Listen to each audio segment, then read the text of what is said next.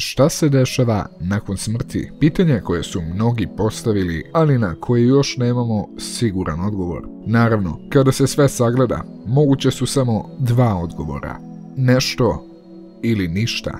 Ali šta je to nešto? Da li naša duša nastavlja da živi nakon smrti našeg tela?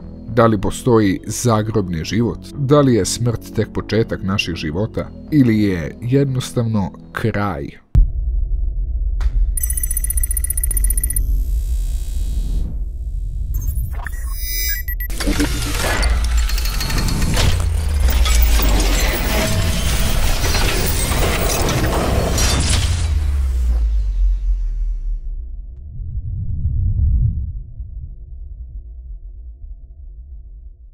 Ali prvo da vidimo šta se dešava sa telom nakon smrti.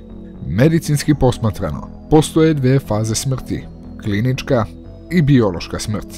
Klinička smrt traje 4 do 6 minuta nakon prestanka disanja i nakon što srce prestane da pumpa krv. Tokom ove faze organi nastavljaju da rade i može postojati dovoljno kiseonika u mozgu da ne nastanu nikakva trajna oštećenja. Sa druge strane, biološka smrt je proces tokom koga organi prestaju sa radom i ćelije počinju da odumiru. Doktori obično mogu da uspore ovaj proces tako što će smanjiti temperaturu tela ispod normalne temperature i tako pružajući šansu da ožive telo pre nego što stupi oštećenje mozga. Nakon biološke smrti, temperatura tela kreće da opada otprilike 0,8 stepeni po satu, sve dok ne dostigne sobnu temperaturu. Sat vremena nakon smrti, kalcijum se sakuplja u mišićima i vezuje za proteine koji su odgovorni za kontrakciju mišića, zbog čega oni postaju čvrsti, što izaziva mrtvačku ukočenost, koja traje do 36 sati. Nakon ukočenosti, telo počinje da se opušta, što dovodi do toga da se creva isprazne. Ako telo nije balzamovano, ono vrlo brzo kreće da se raspada i iz njega kreće da se širi nepodnošljiv smrad, koji privlači bube i razne insekte koji postavljaju jaja u tkiva. Na kraju te larve jedu tkivo da bi preživele i uz pomoć biljaka i životinja u roku od godinu dana može doći do potpune dekompozicije tkiva, ostavljajući samo skelet. Ne baš lep prizor, zar ne? Ali postavlja se pitanje šta se dešava ljudskoj svesti dok osoba umire. Da li ljudi pri samrti vide neku svetlost ili čitav njihov život kako im promiče pred očima? Skorašnja ispitivanja su pokazala da misli postoje i 3 minuta nakon prestanka rada srca, što može da znači da su tokom ta 3 minuta ljudi svesni da umiru. Naravno, postoje i oni koji su prošli kroz kliničku smrt i uspjeli da se vrate nazad.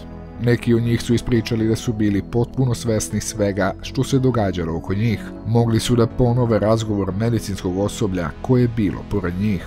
Ispovesti onih koji su prošli kroz kliničku smrt su različita. Neki tvrde da jednostavno ne postoji ništa, samo mrak i tišina. Drugi govore da su osjećali mir i blaženstvo i da se više ne plaše smrti. Neke studije tvrde da su iskustva bliske smrti samo jedan oblik lucidnog sanjanja, što su snovi tokom kojih smo svesni da sanjamo, dok drugi tvrde da su ova iskustva halucinacije koje su povezane sa nedostatkom kiseonika u mozgu. Ali šta se onda dešava sa našim mislima posle smrti? Da li postoji duša? Da li je duša skup svih onih stvari koje su nas činile onom osobom koje smo bili dok smo bili živi? Ako duša postoji, da li onda postoji zarobni život? Da li postoji život posle smrti? Mnoge religije su dale odgovor na ovo pitanje. U hrišćanstvu naša duša odlazi u raj ili pakao, u zavisnosti od toga kako smo proveli život na zemlji, u zavisnosti koliko smo bili dobra osoba. Međutim, neki naučnici su dali drugačiji odgovor na ovo pitanje. Oni su radili na terminu svesnosti. Šta je svesnost?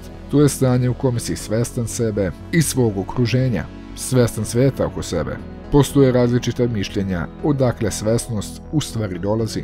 Jedni veruju da je to rezultat aktivnosti u mozgu, dok drugi spominju spoljašnje sile, kao što su univerzum, Bog ili unutrašnje elemente kao što su duh ili životna sila ili koji utiču na naše stanje svesnosti.